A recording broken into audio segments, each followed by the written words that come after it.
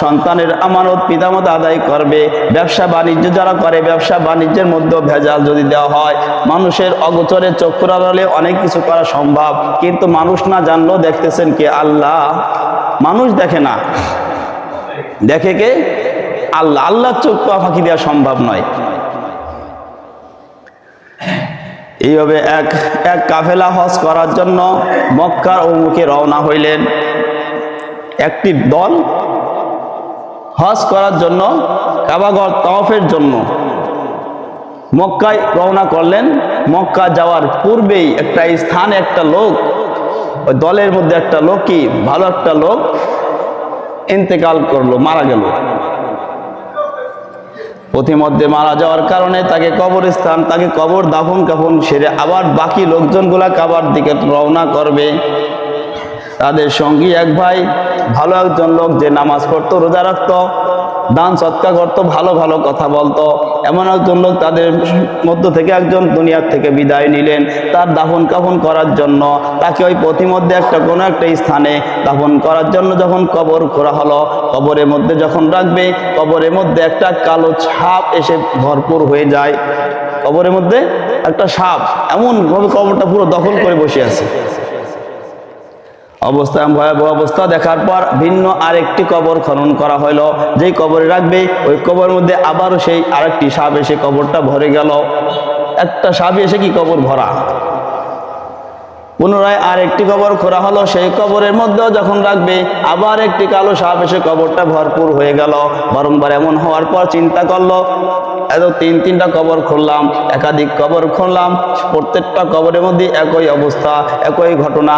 ব্যাপার কি? সকলে ফিরে যায়। ফিরে গিয়ে আল্লাহ রাসূলের সাহাবী হযরত আব্বাস রাদিয়াল্লাহু তাআলা আনহুর নিকট গেল, ব্যাপারটা খুলে বলল, আমাদের এক সঙ্গী ভাই, আমরা একসঙ্গে কাবাঘর তাওয়াফের জন্য, হজের জন্য আমরা রওনা করলাম। অগ্রসর হওয়ার পর পথে একটি স্থানে যাওয়ার পর সে আমার এক ভাই মৃত্যুবরণ করলো। তাকে দাফন করার জন্য একটা নয় একাধিক কবর খুললাম, একাধিক কবরের মধ্যে একই ঘটনা ঘটলো।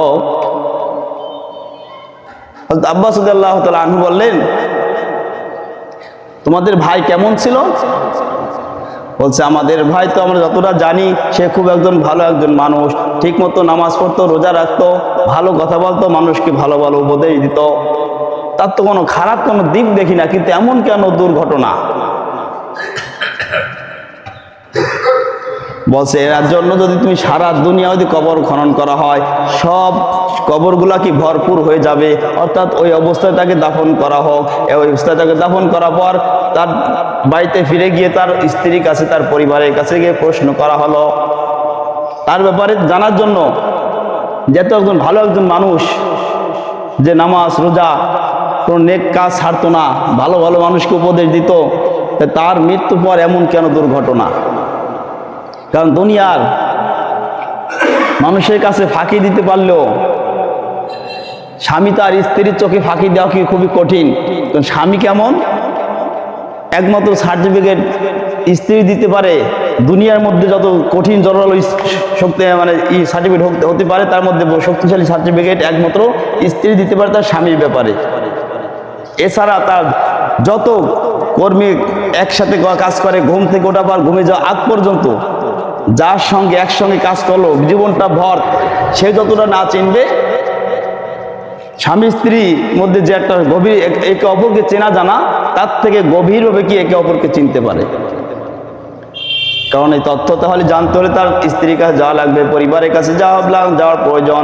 এবার ঘটনা জানার জন্য তার পরিবারের কাছে গিয়ে প্রশ্ন করা হলো যে, আমার ভাই এই অবস্থা মৃত্যুবরণ করলো, তুমি তো তার স্ত্রী, তুমি তার পরিবার, এমন কি আমল করতো যে আমলের কারণে এমন ঘটনা ঘটতে পারে? স্ত্রী বলল, আমার স্বামী তো নামাজ কখনো ছাড়ে নাই, রোজা ছাড়ে নাই, দান সৎকা করতো, ভালো ভালো কাজ করতো, কিন্তু একটা অপরাধ তার মধ্যে ছিল।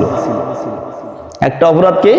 তার মধ্যে একটা অপরাধ হচ্ছে সে ব্যবসার মধ্যে, মালের মধ্যে ভেজাল মিশাইতো। এটা কেউ জানতো না, কারণ স্ত্রীর কাছে কেউ কিন্তু গোপন রাখেও না। যাহা কিছু হয়, এত লাভ হলো কিভাবে, আজকে অনেক লাভ হয়েছে, মনটা খুশি, খুশিতে কিন্তু মুখ দেখে বোঝা যায়, মুখটা দেখে বোঝা যায় মানুষের মনে এখন কি আনন্দে আছে না কষ্টে আছে না চিন্তিত আছে। যখন এটা আনন্দের ছাপ থাকে তখন তো প্রশ্ন করা কি এত খুশি খুশি কেন? তখন তো প্রশ্ন বলে যে আজকে ব্যবসা ভালো লাভ হয়েছে। কেমন লাভ হলো? বেচাকেনা মেলা হয়েছে, স্বাভাবিক হয়েছে, কিন্তু লাভ হয়েছে এই জন্য ব্যবসার মধ্যে কিছু আমি ভেজাল দিয়েছি, যে ভেজালের কারণে অনেক মুনাফা অর্জন হয়েছে। তাহলে এখানে স্ত্রীর কাছে গোপন থাকে না এমন খুবই থাকে, এমন খুবই বিরল। সব স্ত্রীর কাছে প্রকাশ্যমান হয়ে যায়, হয়তো একদিন দুই দিন লুকায় রাখতে বলো, কোনো না কোনো এক সময় ঠিকই তার মুখ থেকে স্ত্রীর কাছে সঠিক কথাটা কি সে প্রকাশ হয়ে যায়। তো বললাম আমার স্বামীর একটি মাত্র দোষ আমার জানা মতে, সেটা হচ্ছে ব্যবসার মধ্যে সে ভেজাল দিত, ব্যবসার মধ্যে ভেজাল দিয়ে মানুষকে ঠকাইতো। এই যে মানুষকে ঠকাইতো, এই অপরাধের কারণে তার এই অবস্থা। তাহলে এটা আমানতের খেয়ানত করার কারণে।